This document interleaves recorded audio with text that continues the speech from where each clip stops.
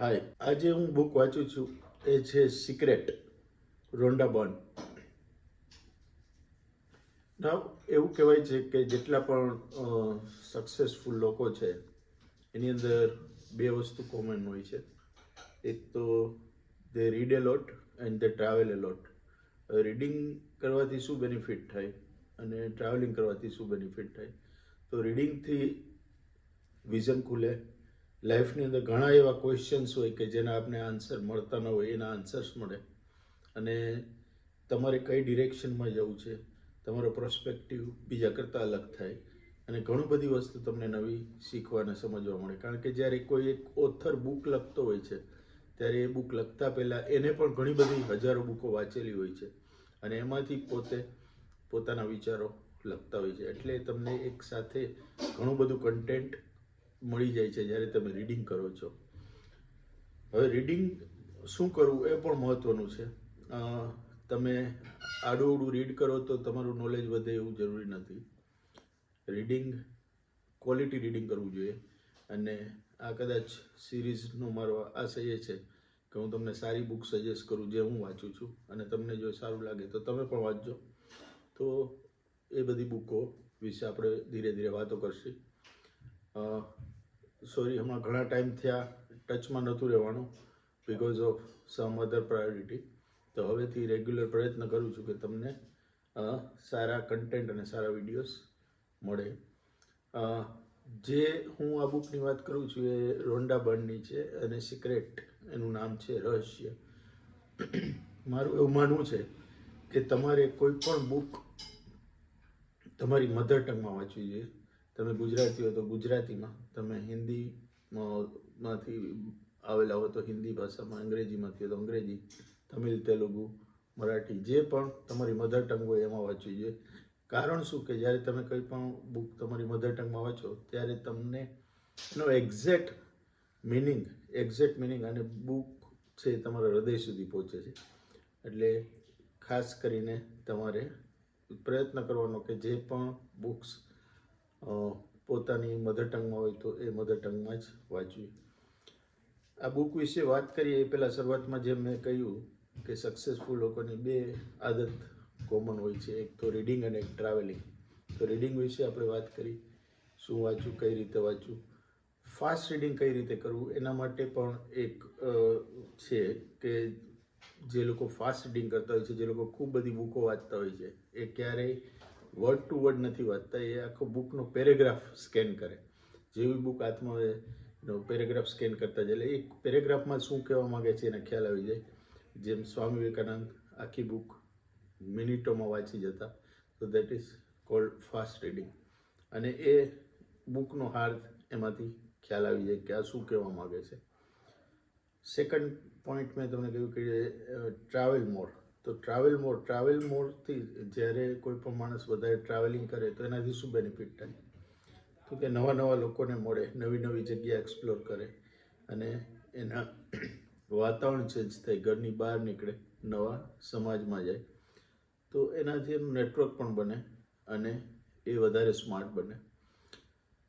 એટલે જેટલા વધારે લોકોને તમે લાઈફમાં મળો એટલા તમે વધારે સ્માર્ટ બનો. કારણ કે વધારે લોકો જોડે તમને ઇન્ટરેક્શન થાય, સારા ખરાબ બધી જાતના લોકો તમને મળશે અને બધામાંથી કંઈક સારું ખરાબ શીખવા મળશે. તો that's why reading and travelling, આ બે વસ્તુ સક્સેસફુલ લોકોમાં બહુ કોમન હોય છે. અને દે ટેક ફ્રિક્વન્ટ વેકેશન્સ. તમે બિલિયનર્સ જોજો તો એ સતત કામ નહીં કરે, અમુક ટાઈમ થાય એટલે વેકેશન પર જતા રહેશે, 15-20 દિવસ. શું કામ? તો કે ત્યારે કંઈક નવા આઈડિયા આવે, નવા વિચાર આવે અને નવું ક્રિએટ કરી શકે. રાઈટ. સિક્રેટ, આ બુકની આજે આપણે વાત કરીએ. તો આ બુક લખી છે રોન્ડા બર્ન, ઓસ્ટ્રેલિયન ઓથર છે અને લગભગ બધી જ લેંગ્વેજમાં અવેલેબલ છે. હિન્દી, ગુજરાતી, મરાઠી, તામિલ, તેલુગુ બધી જ ઇન્ડિયાની લેંગ્વેજમાં અવેલેબલ છે. બહુ પોપ્યુલર, બહુ ફેમસ બુક છે. શું કહેવા માગે છે? તો આ બુકની અંદર એને જે વાત કરી છે એ લો ઓફ એટ્રેક્શન વિશે વાત કરી છે. જે રીતે ગ્રેવિટેશનલ ફોર્સ છે એ વર્ક કરે છે, એ જ રીતે લો ઓફ એટ્રેક્શન છે એ ક્વોન્ટમ ફિઝિક્સ જે રીતે વર્ક કરે છે એ રીતે લો ઓફ એટ્રેક્શન પણ વર્ક કરે છે. એટલે લાઈફની અંદર તમે જે વસ્તુની વારે વારે વાત કરશો, જે વસ્તુ વિશે બોલો છો, જેવા વિચાર કરો છો, એ વસ્તુ તમારી લાઈફમાં ઘટિત થાય છે. જે વસ્તુ કદાચ તમારે ન પણ જોતી હોય પણ તમે એના વિશે બોલો અથવા વિચાર કરો તો એ વસ્તુ તમારી પાસે યુનિવર્સ અથવા તો બ્રહ્માંડ લાવીને મૂકી દે છે. એ ટોપિક પર વાત કરેલી છે. એટલે તમે ઘણીવાર જોજો કે આપણે જોતા હોઈએ છીએ કે જે પોઝિટિવ લોકો હોય એના ફ્રેન્ડ્સ પણ પોઝિટિવ હોય, નેગેટિવ લોકો હોય એના ફ્રેન્ડ્સ પણ નેગેટિવ હોય, ક્રિમિનલ માઇન્ડેડ લોકો હશે એનું ગ્રુપ સર્કલ પણ એ ટાઈપનું હશે. એટલે એ લો ઓફ એટ્રેક્શન છે કે જે પોતાના નેચર મુજબના લોકોને પોતાની તરફ એટ્રેક્ટ કરે છે. અને બીજી વસ્તુ એ છે કે જે પણ તમે વિચારો છો, જેના પણ વિશે તમે વિચારો છો, એ વસ્તુ શક્ય છે, એ વસ્તુ બની રહે છે તમારી લાઈફની અંદર. પછી એ સુખ હોય, સમૃદ્ધિ હોય, સારું આરોગ્ય હોય, કંઈ પણ હોય. તો હંમેશા બુક એવું કહે છે કે તમે તમારી લાઈફની અંદર નેગેટિવ થોટ્સ ના આવે, પોઝિટિવ થોટ્સ જ આવે એવું વિચારો. તો હવે નેગેટિવ થોટ્સ ના આવે એના માટે મેં તમને અગાઉ પણ એક વાત કરી હતી કે તમારી ઘરે કોઈ આવે, ડોરબેલ વજાવે અને તમે ખોલો નહીં દરવાજો તો શું થાય? બીજે દિવસ આવે અને પાછું તમે દરવાજો ન ખોલો તો શું થાય? જતો રહે. ત્રીજે દિવસ આવે, ફરી આ જ વસ્તુ રિપીટ થાય તો એ માણસ જતો રહે. તો નેગેટિવ થોટ્સનું જ એવું છે. જ્યારે પણ મગજની અંદર નેગેટિવ થોટ્સ આવે ત્યારે આપણે મોઢાનો દરવાજો ખોલવાનો નથી. જો તમે નહીં ખોલો તો એ નહીં આવે. તમે હંમેશા તમારા આરોગ્યની ફરિયાદ કરતા રહેશો કે બીમાર છે, તો હંમેશા એ બીમારી જવાની જ નથી. કારણ કે યુનિવર્સ એવું સમજે છે કે તમને એ વસ્તુ જોઈ છે, બરાબર? એટલે જે વસ્તુ તમારે નથી જોઈતી એની વાત કરવાની નથી. આ વસ્તુ એ સમજાવે છે. તમારે અછત નથી જોઈતી, તમારે પોવર્ટી નથી જોઈતી, તેના વિશે વાત જ નથી કરવાની, ના શબ્દ બોલવાનો નથી. અને હંમેશા સમૃદ્ધિની જ વાત કરવાની છે. એ આ બુક શીખવાડે છે. અને અગાઉ પણ જેટલા પણ ફિલોસોફર થઈ ગયા એ લોકો આ સિક્રેટને, આ વસ્તુને જાણતા હતા. અને ખાલી જાણતા હતા એવું નહીં, પણ એને પોતાની લાઈફની અંદર એપ્લાય કરેલું, એટલે એ લોકો સક્સેસફુલ હતા. ઘણીવાર આપણે એવું લાગે કે ખાલી વિચારવાથી શું શક્ય બને? તો કે હા. કઈ રીતે બને? તો કે ખાલી વિચારવાનું નથી, પણ વિચારને પાછા દ્રઢ પણ પહેલાં માંગવાનું છે, પછી પોતાને થોટ્સને દ્રઢ કરવાના છે, પોતાને થોટ્સને વધારે મક્કમતાથી એને મેનિફેસ્ટ કરવાના છે અને પછી તમને મળશે. તો એ મેનિફેસ્ટ કરવાના જે સ્ટેજ છે, પહેલાં તો તમે માંગતા શીખો તમારે શું જોઈએ છે, બરાબર? એ બોલતા શીખો પોઝિટિવ. અને એ સારું આરોગ્ય જોઈએ, મકાન જોઈએ, ગાડી જોઈએ, જે પણ જોઈએ.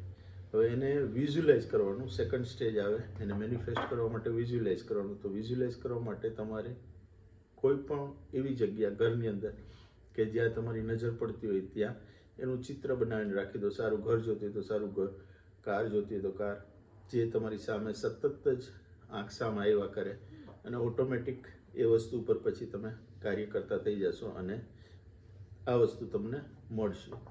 સિક્રેટની અંદર જે વાત કરી છે એનાથી આગળ વાત કરું, હજુ બીજી એક વાત કરી છે સિક્રેટની અંદર કે be thankful to God, be thankful to universe. જે પણ તમને આપેલું છે, તમારી પાસે હાથ છે, પગ છે, આંખ છે, શરીરના બધા અંગો તમારા કામ કરે છે, તો પણ તમારે યુનિવર્સને થેન્કફુલ રહેવું જોઈએ કે ઘણા બધા એવા લોકો છે કે જેની પાસે આ બધી વસ્તુઓ હોતી પણ નથી. ઘણા બધા એવા લોકો છે જેની પાસે રહેવાનું, જમવાની સગવડ પણ પેલી હોય. તો જે પણ વસ્તુ છે એના માટે જો તમે થેન્કફુલ રહેશો તો વધુ ને વધુ મળશે. અને જો ફરિયાદ કરશો તો છે એ પણ લઈ લેશે. બસ આટલી જ થિયરી છે આ બુકની. કૃષ્ણ ભગવાને ગીતામાં આનીથી વિશેષ વાત કરેલી છે. અહીંયા તો આપણે ખાલી વિશ કરવાનું અને શું કહેવાય એને મેનિફેસ્ટ કરવાનું વાત કરેલી છે. પણ એથી વિશેષ, કારણ કે જ્યારે તમે કંઈ માંગો છો ત્યારે તમારું ધ્યેય ક્લિયર થાય છે, તમારે શું જોઈએ છે લાઈફની અંદર એ ક્લિયર થાય છે, એટલે ઓટોમેટિક તમારે એફર્ટ્સ એ ડિરેક્શનમાં થવા માંડે. તો કૃષ્ણ ભગવાન ગીતામાં એ જ કહ્યું છે કે કર્મ કરો, ફળની આશા ન રાખો. ઇટ મીન્સ કે તમે કર્મ તો કરવાનું જ છે, લખીને મૂકી દેવાનું એવું નથી, પણ એટલીસ્ટ તમને ડિરેક્શન મળશે કે મારે આ લાઈફમાં જોઈએ છે. ડિરેક્શન મળશે એટલે 50% તમારું પિક્ચર ક્લિયર થઈ જશે ને તમે એ ડિરેક્શનમાં કામ કરવાનું સ્ટાર્ટ કરી દેશો. સો આ જે બુક છે એની અંદર આનું એક મૂવી પણ છે યુટ્યુબની અંદર અવેલેબલ, જે મનની અંદર પણ આ બધી વસ્તુઓ છે, પણ બુક વધારે સારી રીતે એને રિપ્રેઝેન્ટ કરશે અને વધારે સારી રીતે તમે એ વસ્તુ શું કહેવા માંગે છે એને સમજી શકશો. ઘણી બધી વસ્તુ એવી હોય છે લાઈફની અંદર કે જે આપણે જાણતા આપણે ઈચ્છતા ન હોય પણ જાણતા આપણે ભૂલાઈ જતી હોય, જે આપણના માટે નેગેટિવ સાબિત થતી હોય છે. તો એ જ વસ્તુ આમાં સમજાવવાની કોશિશ કરી છે કે જે વસ્તુ તમારે નથી જોતી એ વસ્તુ તમારે બોલવાની નથી. એ પછી કોઈ તમારા પાર્ટનર જોડેના રિલેશન હોય, ફેમિલી જોડેની કોઈ પણ ઇસ્યુ હોય કે બિઝનેસ હોય, નોકરી હોય, કંઈ પણ હોય, જે જોઈએ છે જે છે એનો આભાર માનો, થેન્કફુલ ગ્રેટફુલ થવાનું કહે છે બધા લોકોને, સૃષ્ટિને. જેટલું તમે વધારે ગ્રેટફુલ થેન્કફુલ થશો લોકોને, બરાબર, કામવાળી કામ કરીને ગઈ તો એને ગ્રેટફુલ થાવ, થેન્કફુલ થાવ કે આજે તું ના આવ્યો તો મારે કામ કરવું પડે. એટલી નાની નાની વસ્તુ પણ આની અંદર લખેલી છે. તો ઓટોમેટિક તમને વધારે ને વધારે યુનિવર્સ આ વસ્તુ આપશે. તો જરૂરથી તમે લોકો વાંચજો અને ઇમ્પ્લિમેન્ટ કરજો, તમારી લાઈફમાં ચેન્જ આવશે. That is for sure. Thank you very much.